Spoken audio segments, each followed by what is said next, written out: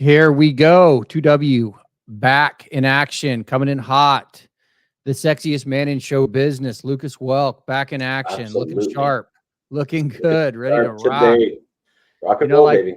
that's right. You know, they say you don't have to get ready when you stay ready, baby. No, I'm Hunker always ready, down. man. I'm always ready. I'm always Yeah, ready. I hear you there, man. What an exciting time it is to be in the automotive industry. I can just tell you right now, every week I start my Monday and the days go by quicker than I could ever imagine. And it just excites me to no end to watch our industry evolve right in front of our face, watch technology take off in different directions. We've come from the good old boy system. We see our automakers moving forward aggressively. We do have an area that I'd like to talk about is the CDK attacks and what we're starting to see that has occurred. Sonic AutoNation seeing a big decline in revenue. I'd love to chat about that. It's just showing that technology is so intertwined with the industry, from your ERPs, now your commerce solutions, your digital enablement. There's a lot of components that are going to continue to be at the front and center of our industry, an Yep. industry that largely has lacked the innovation and technology from the aftermarket side. And obviously, vehicles are pushing EVs and more of vehicles that are computers. So it is an exciting time to be alive, and it is an exciting time to be in the industry, and it is exciting times to be back on in the studio with the Auto Trends podcast. But without further ado, Lucas, you're the man with the Absolutely. Well, message. yeah, like I say, there's so much stuff going on, and first of all, if you're listening, please like and subscribe. This episode, I think right now I checked Gideon this morning, and I think we're at 99 subscribers. So if you haven't liked and subscribed to our channel, please do that. We're dying to get up to the 500, 1,000 mark, hopefully by the end of this year, but at least get us to 100. At least get us to 100. But we're making amazing progress. Our LinkedIn is kicking right off. So many people are engaging us there after every episode. I think, Gideon, in the last week, I've had at least, I think, 30 new connections, so many people reaching out, looking out for some consulting work, looking out just to chat with us, to be put in touch with the right person. So that's been absolutely incredible. So thank you, everybody, for that. And again, if you haven't subscribed yet, please do. And hopefully, even by the end of this episode, we'll get to 100 subscribers. Absolutely. Well, that's the most exciting thing. I've always felt like the industry, whenever you engage it and you talk to it and you debate and you dialogue, the industry talks back. And we've seen that in the Auto Trends podcast. We've seen it with everything else that we have going on, Lucas, and it is overly just honored really to be here. But again, and as always, organizations, if you're looking for an outlet to put your entire company on display. If you're looking for, let's, run an episode on, your parts and engineering team, on your marketing team, on your business development and sales team, on your human resources team, we do that, right? We have companies come in and give a full on display to really help the marketplace and even around the world. I think we're also becoming into a more global market to really just help highlight how awesome the manufacturers, how awesome distributors are. And we gladly welcome you to the Auto Trends podcast. And let's run some episodes. Let's run some series. Let's run. Let's be the outlet to enable your organization to shine. And so it's really an exciting time.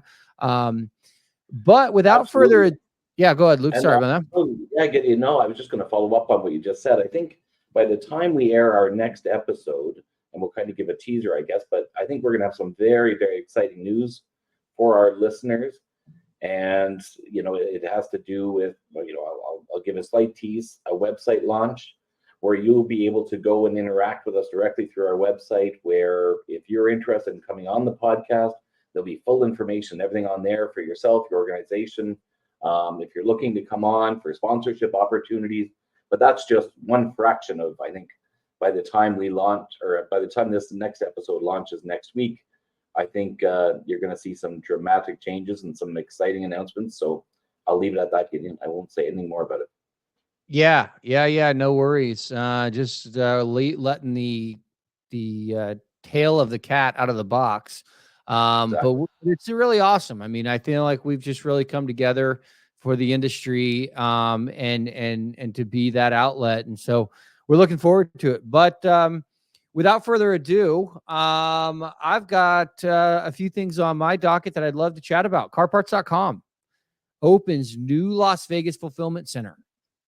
That's a pretty Yes, monumental move. Big that is. monumental move. It is. That's amazing. No, I've seen that in the news as well. And also, I've got Tesla's new battery technology unveiling, according to Bloomberg. Tesla has unveiled its latest battery technology, promising a significant boost in energy density and reducing costs. This new advancement is expected to enhance the performance and affordability of their EVs, making a major step forward in the EV market. And this announcement has sparked interest among investors and competitors alike. So that's interesting. They Very, seem to be very much very. at the forefront of battery technology. So I think it's, especially their competitors are really struggling to keep up with them. Well, what do you think that means for Tesla, though? Because we obviously see automakers, everyone's looking at the EV side, right? And then not to mention the political component here, right? Biden's now dropped out, and now it's, Yeah. I guess, I don't know how Kamala Harris got the nod. So we have two different administrations that are pushing EV versus maybe an internal combustion engine. But I think my kind of question is, whenever you look at Tesla, they're obviously trying to take steps to make it more affordable. Yeah. Yeah. And I think, the biggest concern that we hear when we're talking to people about EV is the batteries. I mean, obviously, that's still a relatively new thing, and people are wildly concerned. How long are the charging process? How long do the batteries last? How long can I go? So it's great to see that Tesla is taking this to the forefront and kind of being the leader in this technology. And I think you're going to continue to see that, and the other guys playing catch up. I think you're right. I don't envision a place where I see Tesla getting caught anytime Yeah. soon. Yeah. Regardless of what you think of Elon Musk, I know there's people out there on the internet that say, "Oh, well, he inherited money." Come on, man, get out of Yeah. here. The Yeah. dude's whip Exactly. smart. He's Yes. forward thinking, and he's innovated. And what I love is all of his patents are open source, Yeah, yeah, right? and he's willing to He's take the gambles. He's willing Yeah. to be the leader, and if it fails, it fails. He just tries again, does something else. But I think, and that's what's going to push the industry. That's really, I think that's his competitive advantage with Tesla.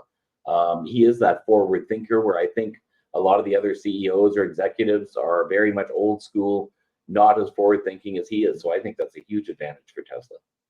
Yeah, I agree. I think we're going to continue to track that. I mean, that's something that I want to keep watching because, when we look at kind of the automakers in the space, I mean, we're seeing revenue grow from Tesla.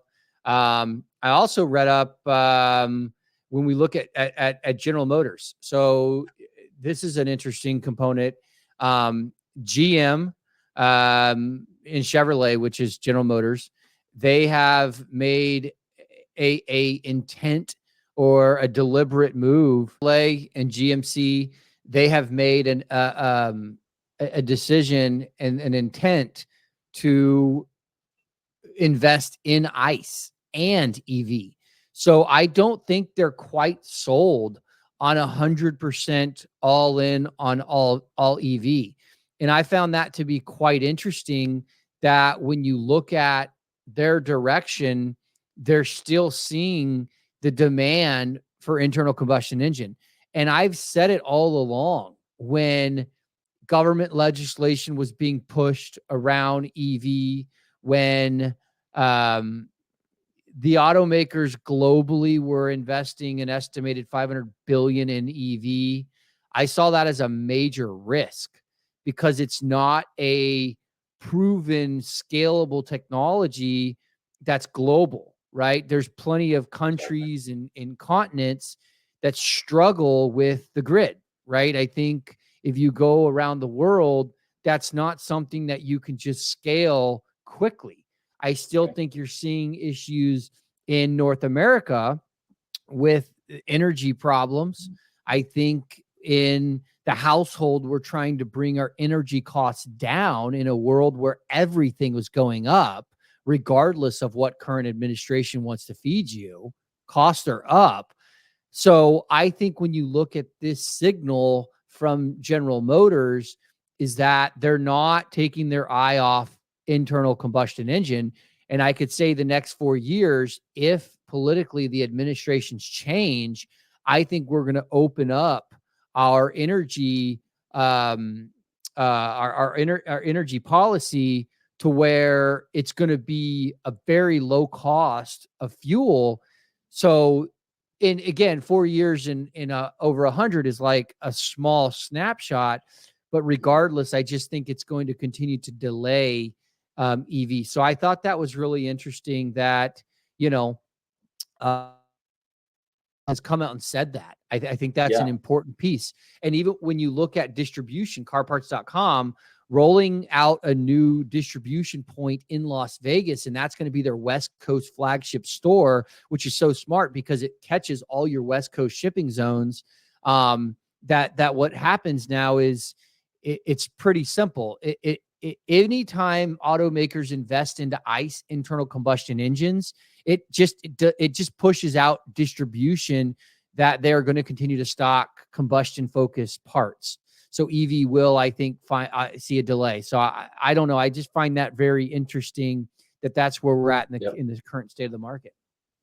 Yeah, and even according to the Wall Street Journal, they were reporting the other day that Ford has announced a major expansion into the electric truck market with the launch of its all-new electric F-Series truck. So this move aims to capitalize on the growing demand for electric utility vehicles and is expected to challenge its rivals like Rivian and Tesla in the electric truck segment. I find that very interesting because I don't associate trucks and EV together. Like I don't see truck buyers rushing out there to buy an electric truck. I mean, I could be completely wrong with that, but that's interesting, that it's trying to keep up obviously with the Cybertruck and this sort of thing. But and it's just my own personal opinion. Again, I've been wrong 100 times before, but the Cybertruck is the Cybertruck because it's sexy. It's extremely sexy looking. It's futuristic. And I think that's a massive appeal. So even if you're not a truck buyer necessarily, you would buy the Cybertruck. Whereas let's say the F-Series trucks, I'm not so convinced that people are going to rush out there and buy F-Series trucks that are EV. Well, the Cybertruck, I would put it in the same category as like the BMW 750i. Right. Sexy. Mm-hmm. Fucking right. Making a move, right? Like rolling into the valet lot and like making a statement. I don't see it. It's totally a 750i move. It's not like, oh, I got a truck. Not at all. Right. Not at all. Yeah, you either love the Cybertruck or you hate the Cybertruck. It's there's kind of no in between. You either love the look of it or hate it. Exactly. Well, what's funny, Lucas, is I grew up in truck country, right? I'm born and raised from Texas, right? I live in Florida now, because I like to eat gator. But I grew up in truck country. And my first job, I was a ranch hand. Dude, I grew up in a blue collar area. And I don't see anybody that's like Ford or nothing, right? I'm Dodge or die, Ram. I'm a Chevy Silverado or nothing. I don't see those guys who support the truck market largely going to an EV. No, I don't see it at all. Whoever's buying the Ford Lightning, which is the EV, is your suburban neighborhood. I want a truck. I'm just going to get the EV. That's not a market that I think is sustainable. No. And I don't think, I think we've looked at the statistics before, and younger generations now, they're not interested in trucks. I think like our generation, the older generation, they're not going to these large, huge truck-sized vehicles, SUVs perhaps, family type SUVs and whatnot, but these really large, F-Series style trucks, I think, are becoming less and less popular, and especially with the EVs, I would say. But let's see. Well, here's a good report on Ford Q2, right? So we have Q2 earnings are all being released from all your public companies. Their net income falls 4.5%, which is substantial, but their revenue rises on strong commercial vehicle sales. That tells me that the commercial fleet, which is largely internal combustion engine or hybrid, is the driver of their growth. So Right. I found that to be a pretty interesting component of where they're attributing their growth to. Yeah. And I read a report about 2 months ago. I believe it was Enterprise or Hertz. I can't recall. But they were talking about their EV fleet. And they were also talking about business customers or business travel who rent vehicles. And the consensus was very clear. The convenience of internal combustion engine, they can fill up and boom, they drop their vehicle off. They're Yeah. in and out for work, right? You and I both travel a lot. You want to get where you need to go and get out. You're not trying Absolutely. to screw around. Especially And when you're traveling, you're not familiar where the charging stations are, how to charge, you know what right, I mean? That's just something else to think about.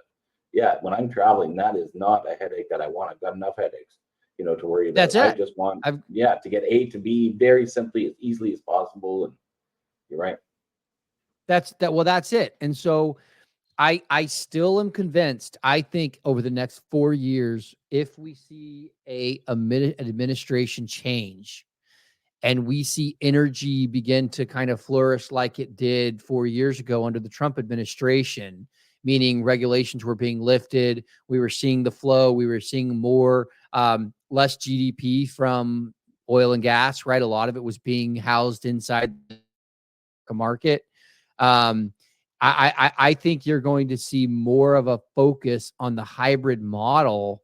And then I think we'll get to what, 2028.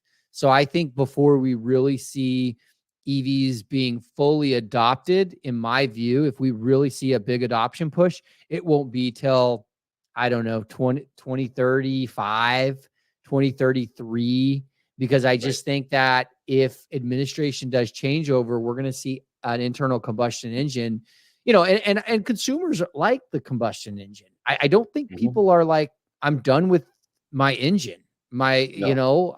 It's certainly not in North America. I can't speak for Europe, Yeah, but I can yeah, speak for North America. yeah. I think it's a familiarity with it. You know what I mean? Everybody's growing up with that. They're used to that. They know how to maintain these vehicles. We know how to fill them up. We know how far they go. Just the simple stuff. So it's that familiarity. So it's going to take years for us to adopt, these new EVs. And even now, I mean, Volkswagen has launched a new pilot program for autonomous driving technologies in select cities. The program will test the capabilities of their self-driving systems in real-world conditions. This is amazing. And this, I think, fully introduced autonomous vehicles to the market by 2026. Like kind of expanding on, what you were saying, let's say with vehicle rentals. How cool would it be that you could get in an autonomous vehicle and rent a vehicle and be like, look, I'm in this new city, no idea where the fuck to go. I need to go from here to here, and it just drives there. Now, I think it's fairly ambitious to say by 2026, but let's see, but it's Well, interesting. yeah. Well, that's what's I think so interesting is when we look at the Volkswagen, the autonomous driving pilot program. I saw that and I saw you circulate that, I don't know, a couple of days ago or whenever you shot it over because I thought it was interesting. But what I find most interesting about this is we know there's a partnership between Rivian and Volkswagen, right? Mhm. So we know that they're headed down that path.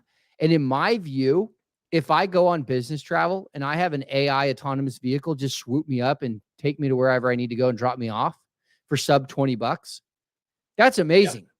That's Yes. amazing. I don't give a shit if it's AI, if Right. it's electric, I could care less. That's Yep. incredible because I have nothing to do with anything. I'm there for a job. That's So, right. I mean, is 2026 that's what was that? Well, I think what was that put out by the Automotive News? So yeah, In it was. Yeah.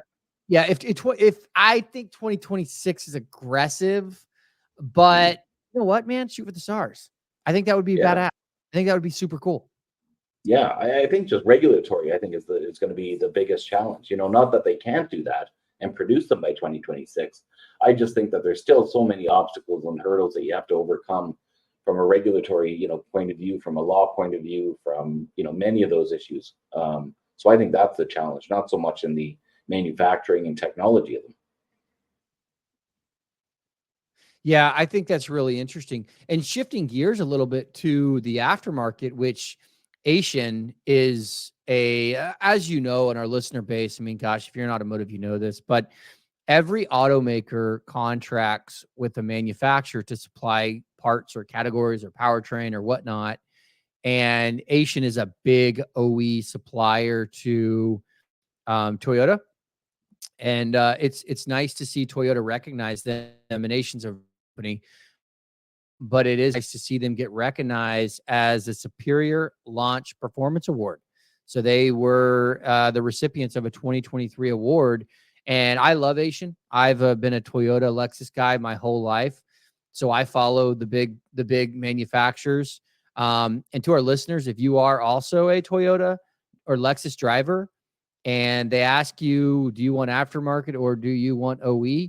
Just tell them you want Asian, Denso, KYB. Those are the OE suppliers, man. Just be smart about it, and you can get it for cheaper. Exactly. But it is nice to see them get awarded by Toyota, and I think that that's just going to continue to strengthen, Asian's ability to produce incredible parts to the Toyota Lexus brand. And I found that to be interesting. So good on Asian, and I know they're doing everything they can to grow market share in North America. Yeah, no, absolutely. Absolutely. And I was just thinking too, we talk about so often AI and, all this sort of thing, and it goes back to the autonomous driving sort of thing.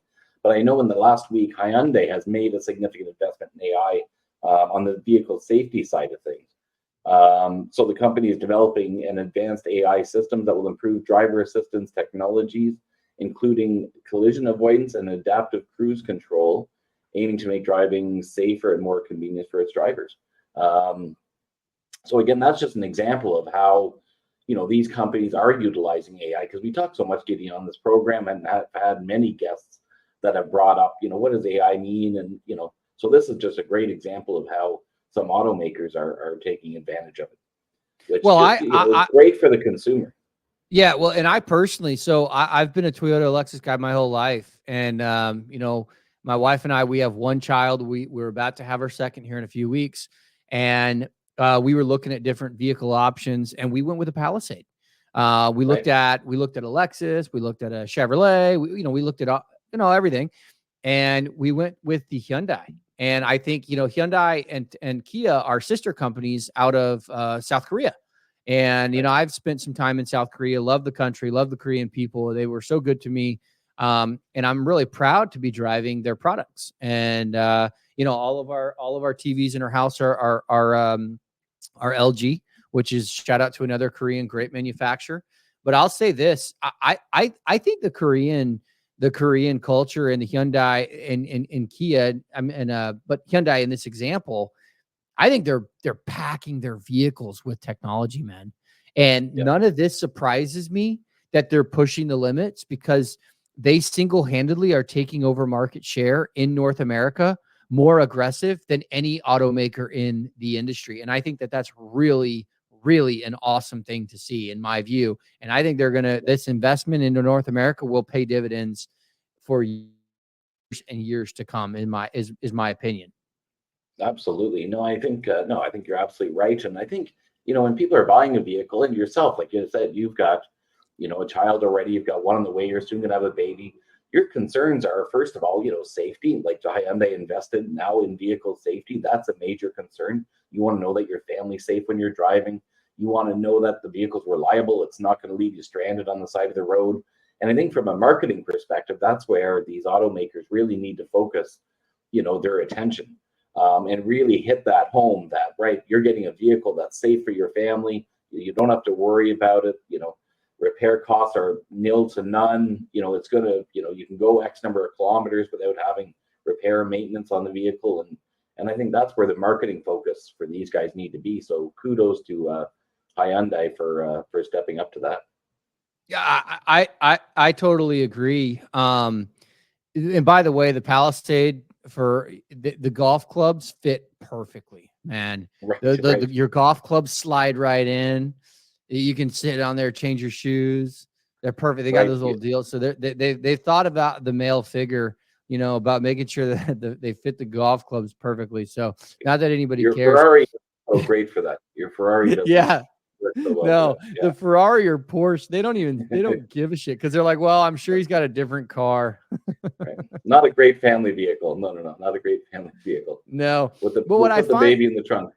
yeah, but what I find so interesting about this is as we kind of, focus a lot on, I think, what are some of the automakers are doing, what are we seeing in is how the aftermarket falls into place in some of these things, right? So, I know we do have a large listener base that is in the aftermarket. And what I find interesting is that when we look at the automakers, what they do today, there's around a plus minus 6 year delay, right? Because any of these vehicles coming out to today, tomorrow, next year, they're all going to be under some kind of warranty. And most warranty claims, statistics say 90% of warranty claims go back to the dealership for obvious reasons. It's under warranty.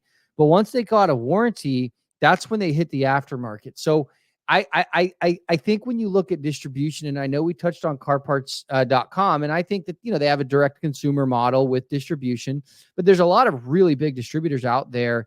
You really need to think about the future of how you set your distribution points up, right? Watch the EV, watch what products, watch what the automakers are doing, and understand that those decisions today are going to impact you in 6 years, 6 or 7 years. And then you have now that those long tail goods. And I also think, classic, I know classic's crazy to think about, but that's as we move into an EV and an AI model, the older 70s, 80s, 90s cars, even there's going to be a demand for that because they're sexy, they're classic, right? So I just find it really intriguing to,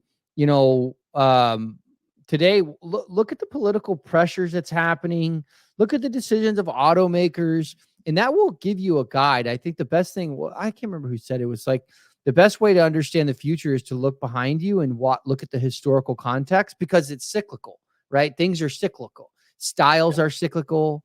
How we, even all of our political pressures are cyclical. Is just look and understand the historical context, and you'll begin to kind of help paint a better future and how you forecast it. But regardless, I think it's an incredible, interesting time in automotive, and we're going to continue to this path create itself as it is basically transformed through the digitization of our industry. That's right. And these aftermarket manufacturers, that you're talking about, they really need to stay in tune with what these automakers are doing now. It's really important that they're keeping a very close eye because that's dramatically going to, impact their market. How these manufacturers are now manufacturing the vehicles and components and all this. So it's very important that these organizations keep a close eye and keep up with them because, like you say, it's very cyclical. And, so they need to be working in tune as these manufacturers are releasing these new products to be producing and creating these products that's going to match, these releases. I mean, even now, General Motors partners with solar companies, for example, and they're looking to partner with solar companies to integrate solar panels with their electric vehicles. It's collaboration designed to create a more sustainable energy ecosystem and offer customers the option to charge their EVs using renewable energy at home.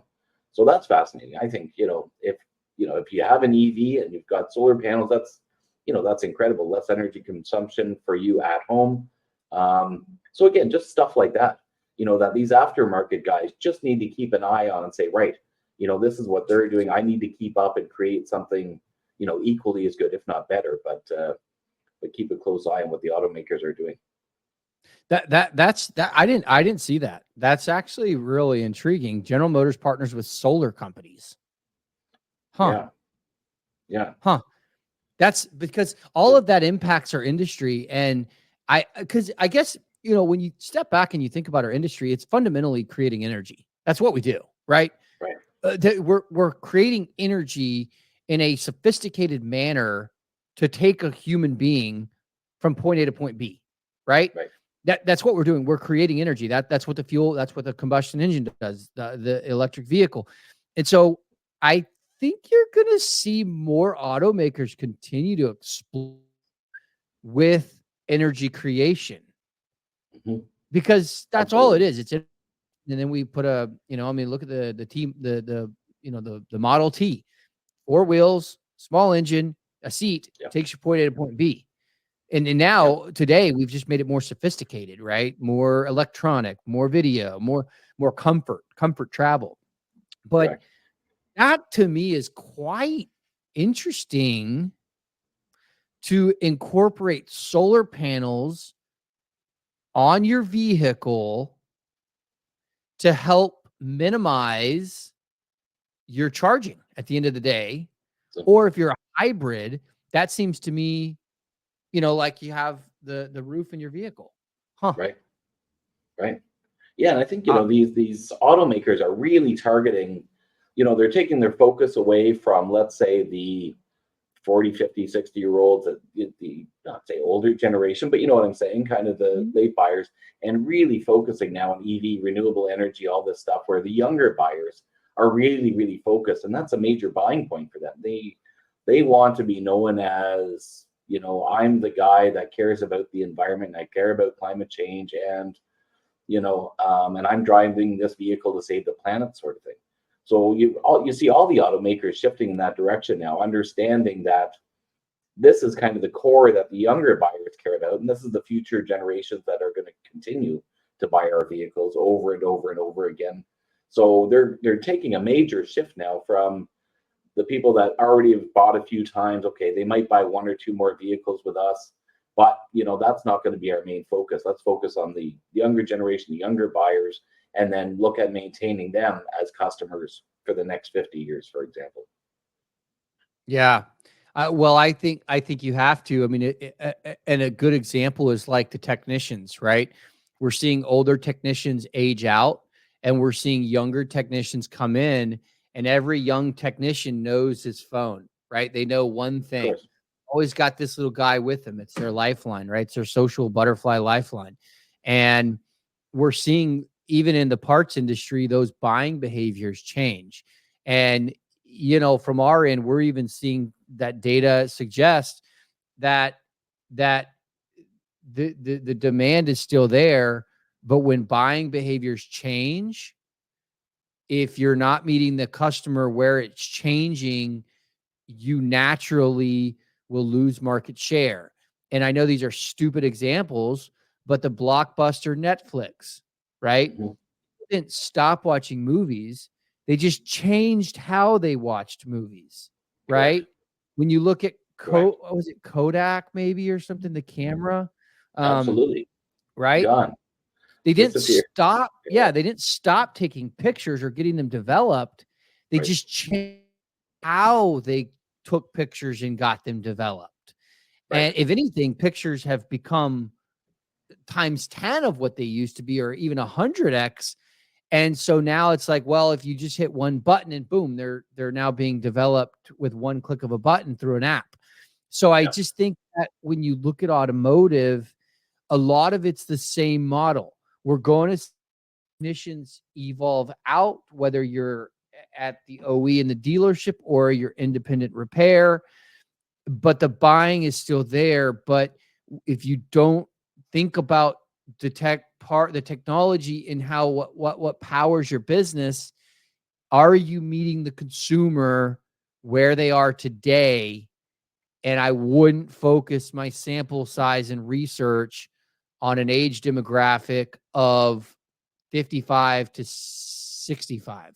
I would not do that at all. I'd focus on 25 to 35 or even 20, right? Because technicians typically come right out of high school. So I would say 20 years old to 35 years old. That's where I would focus my buying behavior decisions and tailor your distribution business to that, because that's where the future is going to be with your business. And that's where the future is going to be from a profitability perspective.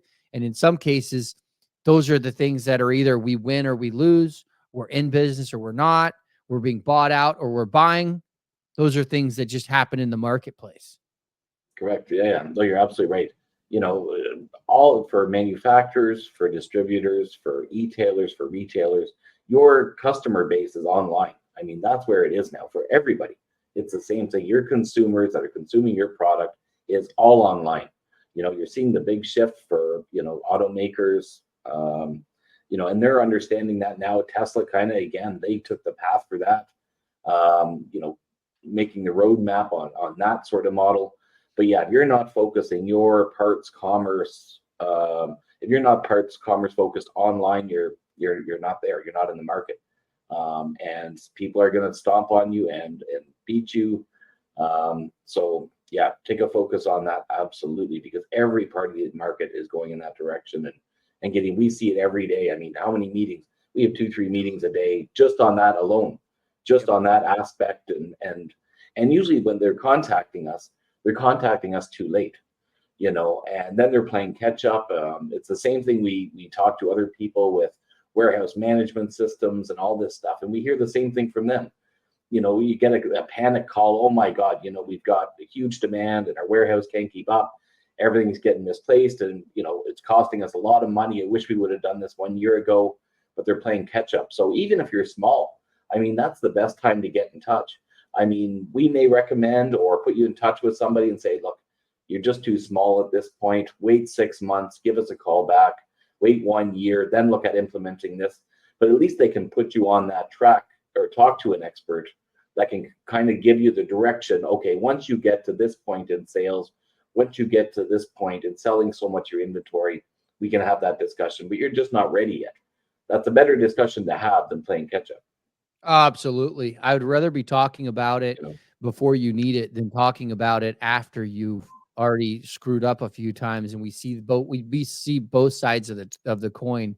Well, regardless, it's really an exciting time, in our industry, and we look forward to rolling out some new plans for the Auto Trends podcast for 2W. I think we're going to have some awesome releases coming up here very soon. Again, we look forward to having many great guests on the podcast. We look forward to many other things that we have in the work to really help be of service to our industry. And as always, reach out if you have a question, if it's a dumb question. Again, completely confidential. We love the industry and we're here to help it at every single level. And as always, we are the Auto Trends Podcast. We are out.